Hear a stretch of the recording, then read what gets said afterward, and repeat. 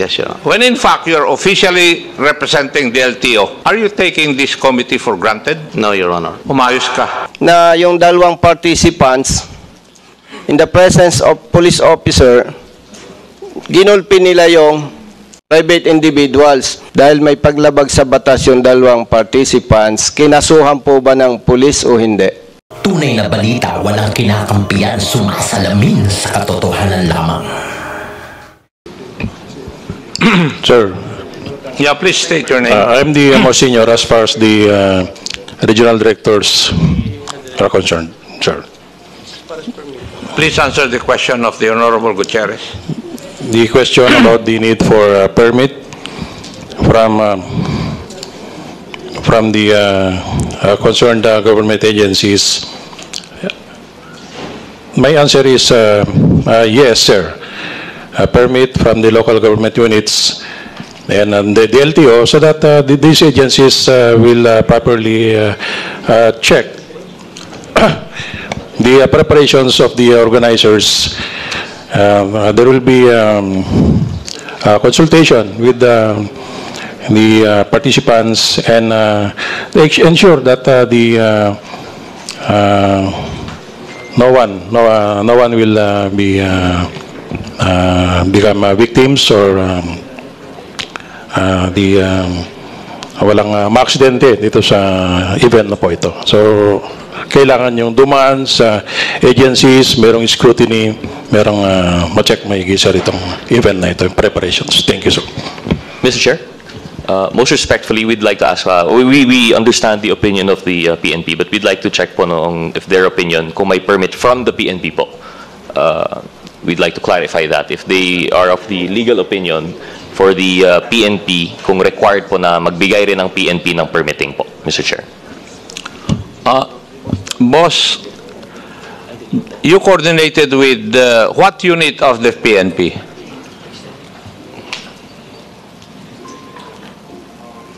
Mr. Chair, we coordinated with the Directorate for Operations.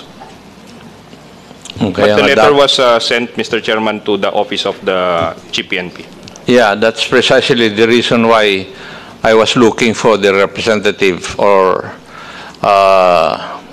the one designated by the Chief PNP to represent the PNP hierarchy in Camp Crame. So, Highway Patrol, hindi po nyo masasagot to. Thank you very much, sir. On the part of the Highway Patrol, sir, we only received memo from DO for the assistance, motorist assistance to be rendered sa activity ng Boss Airman. But we did not issue permit or deny any permit on that occasion, sir. Di po ba Highway Patrol, when you are directed to, shall we say, coordinate, for example, with the Boss Challenge, hindi nyo na hinihiling kung may permiso yun?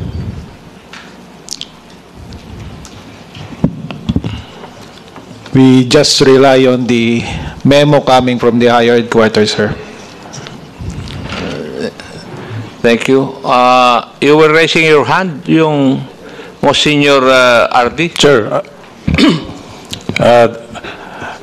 ito po yung request po nila sa amin sa PNP. Mobile security and motorcycle assistance, deployment of medical teams, road security, traffic marshal management, overt and overt area security, including AO9K9 in all places of engagement, creation of quick reaction force, and our collaboration with other government agencies and intelligence coverage. Ito po yung pinaprovide ng Philippine National Police. Nani-request nila sa amin, sir. When you provided such, or when you acceded to their request, did you not even verify whether they had an authority to conduct such?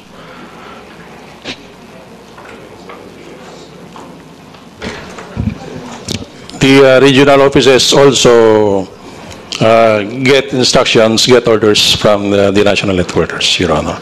So there was a directive, memorandum issued, so we followed, Your Honor. just because it came from the Directorate for Operations of the Philippine National Police, you did not even ask for a copy of the authority or permit? Ganun po ba yun?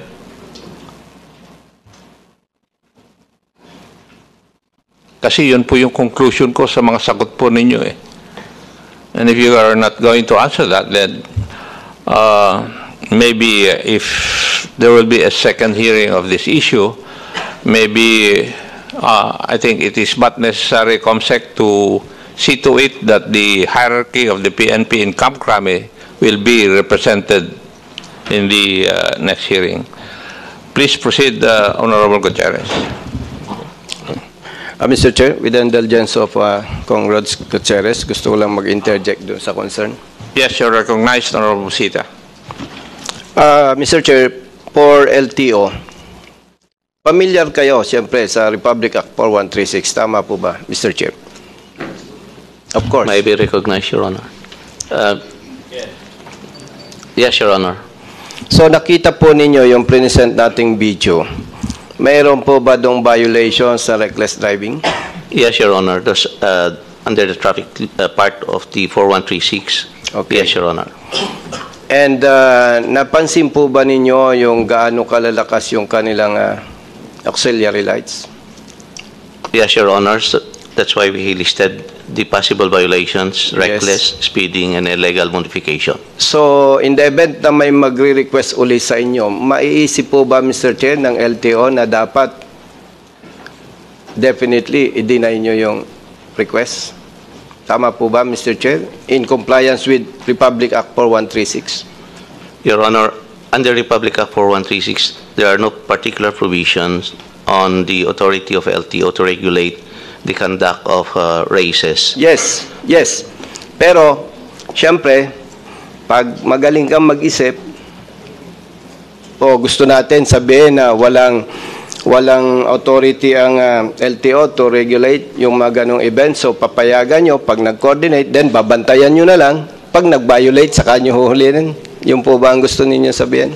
Your Honor, we conduct these operations to apprehend violations of traffic rules and regulation on a regular basis, even if it's not part of the conduct of a race or this kind of activity. We still conduct the operation to implement the provisions of Republic Act 4136, Your Honor. Mr. Chair, pwede ko bang tanungin yung boss, nung kayo po ba nag-request or nag-coordinate sa PNP, meron po bang somebody na nag-assist sa inyo o kayo lang talaga, boss officers? Mr. Chairman, I would like to be clarified kung ano po yung nag-assist. Alam niyo po, hindi madali na magpalabas ng directive or instruction from the higher headquarters to assist your event. Ibig sabihin, ang tanong ko po, meron po bang somebody from the government or government officials na nag-assist sa inyo para ma-approve to or ma-assist kayo, boss, Mr. Chair? Mr. Chairman, wala pong nag-assist sa amin whatsoever. Yung amin pong letter, dahil ako po yung personal na gumawa. So kayo ng po sulat, talaga? Dinala po sa Office of the Chief PNP. Your Honor? Yes. Thank you, Mr. LTO, hindi ko makuha yung kasagutan po ninyo sa tanong ni Honorable Busita eh. Sabi nyo, nowhere in RA 4136 does it state na kayo po ang may control dun sa mga ganitong event. Tama po ba? Yes, Your Honor. Pero sinabi nyo po kanina na sumulat po yung boss sa inyo and then you acted on it. As a matter of fact, you sent them a letter to cease and desist. Di ba? And then, nag-file ang boss ng motion for reconsideration, pinayagan nyo na. Ni-rescind nyo yung una nyong order for them to desist. To cease and desist. Di mo ba? So, What was the basis of your action with your statement that nowhere under Republic Act 4136 does it state na pakialaman nyo yun? Your Honor, the basis of LTO is an anonymous complaint that was sent to the Office of the President and it was referred to LTO. LTO conducted an investigation and based on that, LTO found in the initial order, Your Honor, the decision of LTO was based on the aspect of negligence as approximate cause of this road crash. In the appeal, this is where there was an appeal, Your Honor. Sandali lang, Director. Ito pa lang yung umpisa na pag-request ng boss sa inyo. As far as I know, Your Honor, there's no particular request of boss, but the action of LTO is based on anonymous complaint that was referred Kasasabi to lang ng LTO. boss kanina na nakipag-coordinate sila sa LTO eh. Are you denying that boss did not coordinate even with your office? When in fact, the president of boss stated a while ago that they coordinated first sa inyong opisina? The coordination, that's why I mentioned a while ago, Your Honor, that the coordination might be for the lifting of the cease and desist order that was earlier issued. No. Because that was issued in 2023, Your Honor. That's And not my understanding with the statement of the president of BOSS. May we clarify from Mr. Tan? Ano po ba yung tenor ng request nyo dito po sa LTO? Mr. Chair, Tristan Diaz po, may I be allowed to speak in behalf of the club? Please. We submitted to the office of Attorney Vigor Mendoza a letter for the conduct of Boss Ironman Motorcycle Challenge in the 19th of January. And LTO, you do not have that letter in your records? None, Your Honor. None? For me, Your Honor. Hindi. I have to check on the You are records. representing LTO. When you are here, you're not appearing for your person only. You are representing your office. A while ago, I asked for the representative of LTO. Ikaw nga nag-volunteer eh. Wala yung boss mo. Yes, Your Honor. So you're in the hot seat. Ngayon, kasi wala yung mga boss mo, iho eh. Yes, Your So can you answer my question? Why do you not know about the letter of boss regarding their event?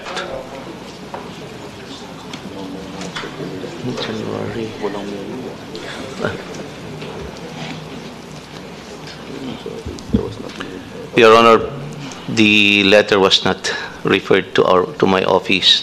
It was just probably in the office of the Assistant Secretary. Unfortunately, Then, I don't have a copy of it. I'll repeat my order. I want to see your boss or your executive director here. Di ba't sinabi ko na kanina? Tingnan mo ngayon ang nangyayari. Hindi mo na masagot yung mga katanungan dito. Ikaw na, sinasabi mo, it's not in my office. You are referring to your office, not the LTO. Yes, Your Honor. When in fact, you're officially representing the LTO. Are you taking this committee for granted? No, Your Honor. Umayos ka. Otherwise, I'll move to cite you in contempt. Yes, Your Honor. Yung mayor nga namin, nasa bikutan na. Yung mayor na sinite namin in contempt. Hindi na dito kinukulong. Doon na sa bikutan. So you better be careful. Sir, yes, Your Honor. Sinasabi na nga nila, may sulat sila eh. If I asked for the letter na nireceive ninyo, kung ipresenta yon, ano ang isasagot po ninyo?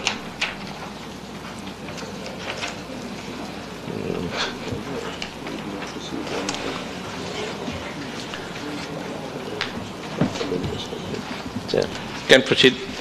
Thank you, Mr. Chair. Mr. Chair, in the interest of service, may conflict po sa posisyon ng LTO eh. Why?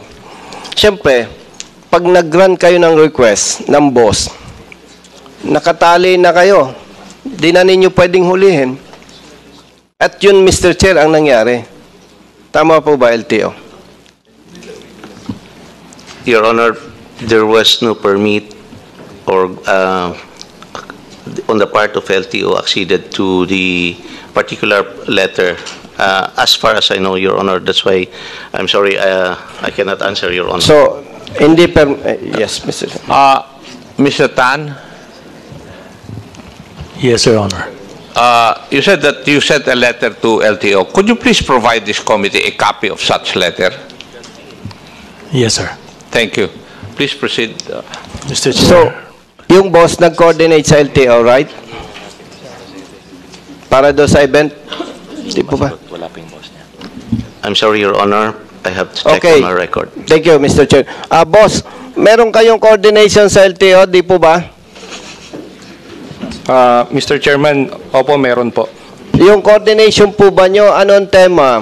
Siyempre, hindi kayo humingi ng, ano ba, humingi kayong permit or assistance or ano po? Yung una po naming sulat is informing the Land Transportation Office of the event. So, in-inform lang po ninyo. Tama po. Yes, sir. Kasi ang nasa amin po kasing, ang position po kasi namin doon sa naging reversal noong o granting nung motion for reconsideration na nagsasabi po na we can proceed with the conduct of Boss Ironman Challenge. Sa kanila, yun naman po ay position ng LTO. Hindi na po namin inulit yung sa sulat namin na kami ay humihingi ng permiso. Tama po.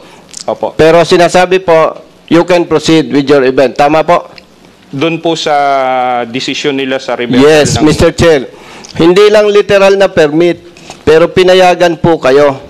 In other words, kaya hindi sila nag-operate against your event. Same with PNP. Mr. Chair, sa PNP, nagbaba ng directive ang DO, Directorate for Operations, to assist boss doon sa challenge sila sa event. So, same with LTO. Kaya po talagang may mali Mr. Chair. HPG, para sa inyo po ba may violations yung event? Wala. On the part of the HPG, sir, not the event, but there are violations committed by the riders. Yes. Yes, sir. So dahil may instruction sa iyo, i-assist ninyo, wala na kayong ginawang panghuhuli doon, tama po.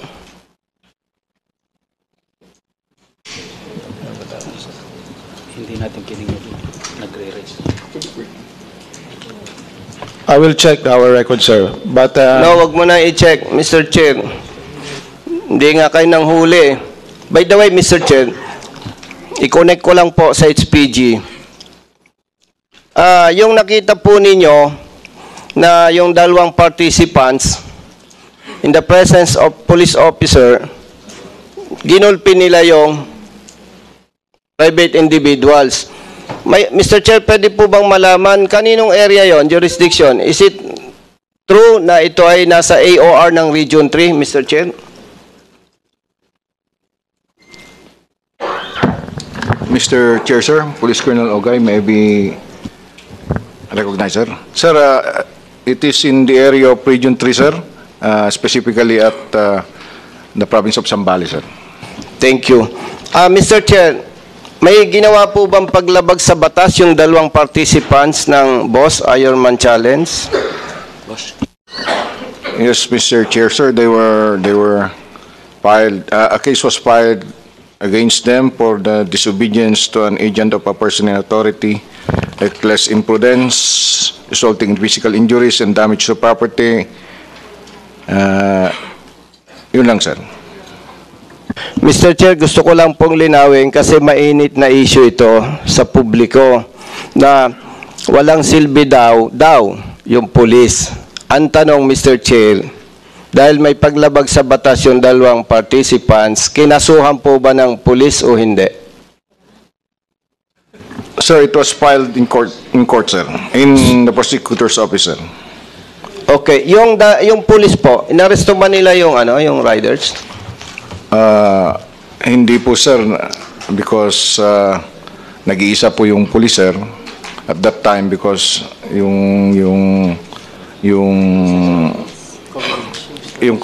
strength nila, sir, kukunti lang sila, and napakalawak po yung coverage. They were spread thinly, sir. Kaya hindi po nila kaagad na naaresto yung mga participants na nakasuhan, sir, dahil bigla na lang sumakay sa motor, then tuloy po sa racer. So may kaso na? May kaso na po, sir. Mr. Chair, kung pwede lang, may submit po ng Region 3 yung documents na talagang sinampan nila ito ng kaso, itong dalawang riders, itong dalawang participants. Pwede po ba, Mr. Chair? Pwede po, Mr. Please Chair. submit Thank you. the requested documents to this committee. Honorable Gutierrez, you Thank may you. now have the floor. Thank you, Mr. Chair.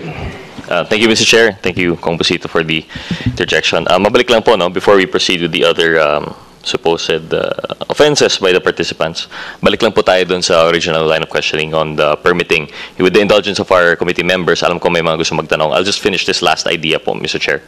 So, Mr. Chair, nagsagot na ba yung DILG, LTO, PNP? May we know, Mr. Chair, from ULAP?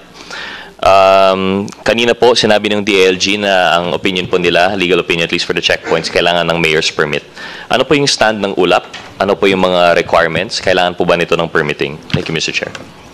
Hello, good morning, Mr. Chair. We share the same sentiment with DILG. Yes, kailangan ng mayor's permit. Kailangan ng mayor's permit pag merong race, pag merong marathon nga, kung mga bicycle. In the same way, since kung gumagamit ng LG roads, kailangan din po ng permit for that. Thank you po. Thank you, Mr. Chair. Mr. Chair, may we now move on to the yung host starting area. May we ask the SBMA if they have an opinion on whether permitting is required and if there was any permit granted, Mr. Chair. Good afternoon, Mr. Chair. May I be recognized? Yes, it is the SBMA's position that a permit has to be secured, and the SBMA, in fact, issued an event permit to BOSS for the conduct of Boss Ironman Challenge Luzon Leg. But the event permit that we issued necessarily only covers the activities within the Subic Bay Freeport Zone. Thank you, Mr. Chair. Mr. Chair, we'd like to ask for the BFP. May we ask first, COMSEC, if we have a representative from the BFP?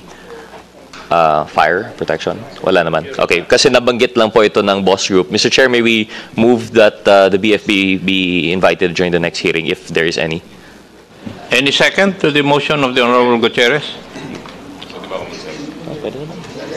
Second motion. Mr. Chair. There's a motion, duly seconded. Is there any objection? The motion of the Honorable Gutierrez to invite a representative of the Bureau of Fire Protection is hereby approved. Thank you, Mr. Chair. COMSEC, please take note. Mr. Chair, one more. I'm not sure kung naulit na po ito, no? Maybe ask the DOT or the Tourism Promotions Board if their opinion, kailangan po ng permit, or in this case, nagbigay po ba sila ng permit? BOT. Good afternoon, Mr. Chair. The involvement of the Tourism Promotions Board is on the aspect of marketing and promotions, so we are not, no permitting was requested nor issued by the TPB. Thank you. Thank you, Mr. Chair. Mr. Chair, may we now ask yung private partners natin. It's come to the attention of this representation based on the resolution of the distinguished gentleman from Ormoc. There was a mention here po that the AAP has authority to grant permits for such events. Mr. Chair, may we know from the AAP if, despite being a private organization, is it true that you have the authority to issue permits for events such as these? AAP, you are recognized. With your permission, Your Honor. Yeah. My understanding is that there is no sanctions from the Automobile Association of the Philippines. But to clarify, Your Honor, and the Honorable Congressman Gomez that the Automobile Association of the Philippines governs four-wheel vehicle events. We do not govern two-wheel vehicle events. The two-wheel vehicle events are governed by, I believe, the association called NAMSA, with relation to the Federación Internacional Motorciclistas. The Automobile Association of the Philippines governs four-wheel events or cars and motor vehicles with respect to the governing body for international motorsports, Federación Internacional Automobile, or FIA. I hope that answers the question, Your Honor. Thank you. Thank you, Mr. Chair. Mr. Chair, just to follow up on that, katanungan po sa boss group. Tama po ba we have actually four-wheeled participants sa BIMC? Mr. Chairman, opo, tama po. So, Mr. Chair, may we ask in the AAP if, with the knowledge now na meron pong four-wheeled participants sa BIMC, is the AAP involved, Mr. Chair? If I may, Your Honor. Your Honor, the boss BICM event has no application for sanctioning before the AAP with respect to the four-wheel vehicle element of their endurance challenge. Negative, Your Honor. Mr. Chair, follow up on that. Would the AAP be of the opinion that legally they would have to seek approval or permitting from the AAP, given now that there are four-wheeled participants, Mr. Chair? If I may, Your Honor. There is a...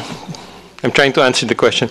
There is a Department of Justice opinion that requires that all public roads, if used for motorsport, and I think it was specific to drag racing, must be sanctioned. It did not, the DOJ opinion of 2012 did not make reference to the sanctioning body.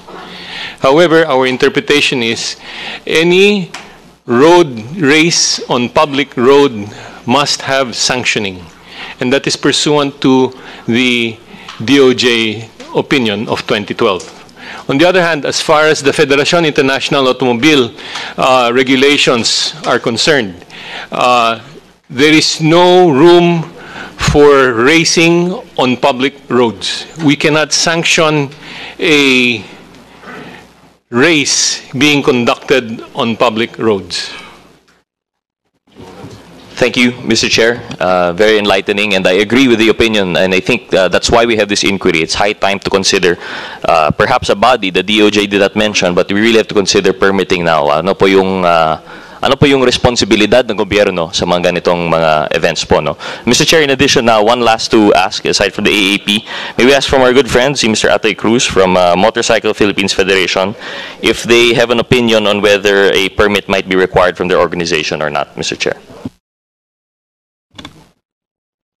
Good morning. Ang totoo niyan, nagkaroon kami ng verbal request during the time of, if I'm not mistaken, ASEC Tugade. It was verbally na request namin kasi from the start na nawala si Mr. Francis Rivera sa boss, nagkaroon sila ng mga violation regarding road safety. So, inopost namin yan, then etong lately, nung nagkaroon na aksidente, verbally, nag-request kami sa LTO, if I'm not mistaken, yung kausap namin si ASEC Tugade, kanya nagkaroon ho yan ng hold order, hindi binigyan ng permit ng LTO yan, kaya siguro nag-request ang boss na ipayagan sila, kasi ang gusto namin dyan, unang-una, the LTO, tingnan nila yung roadworthiness nung mga motor na gagamitin. Second, yung mga rider na mga magpa-participate dyan, are they yung license kung sila. Kaya gusto namin, request namin, verbally, what happened there is, verbally, inopost muna namin sana, wag muna makuha niyan kasi yung before itong 24, nagkaroon na ng aksidente yan eh. Kaya as a road safety advocate, lumapit kami sa LTO regarding that. Para yung sa pre-inspection. Thank you, Mr. Chair. So, Mr. Chair, I bring this up po, no? I actually have more questions, more on the measures, actions taken, but given that I know some of our colleagues here also have questions, I'll be reserving those for the second round. But in the meantime, Mr. Chair, before I conclude this line of questioning, I'd like to reiterate po, no, yung findings po natin dito, that out of all of the government stakeholders that we have questioned, it is only the DILG and yung ULAP po that have an opinion that a mayor's permit is required. Nothing in our laws, in their mandates, require permitting po sa kanilang groups. But personal opinion po, and I hope this is shared, I don't know if the committee members share this, I think all of the stakeholders mentioned, all of the government agencies have a part in this. So I think they should play a part in permitting, and I think this is something we should consider in future legislation. With that, Mr. Chair, just a final mention, just in case hindi na magka-second round, I'd like to request for the following. I'd also like to move, Mr. Chair, that we invite the DOJ, that they may further elucidate po yung ruling that was mentioned by the AAP. I'd like to move for their invitation. Is there a second? Yes. Second. Any objection to the motion of the Honorable Gutierrez to invite a representative from DOJ? Hearing none, the motion is carried. Comsec, please take note.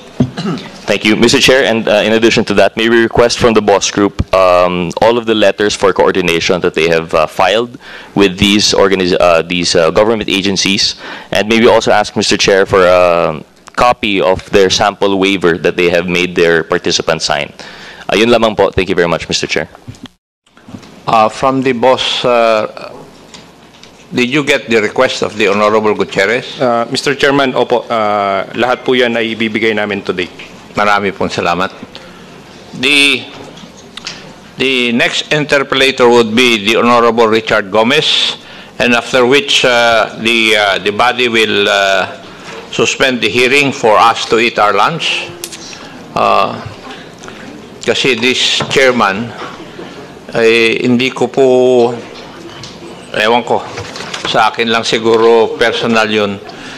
Ay, pangit po na nakikita po tayo na kumakain ng lunch natin sa camera eh. So the Honorable Gomez is recognized.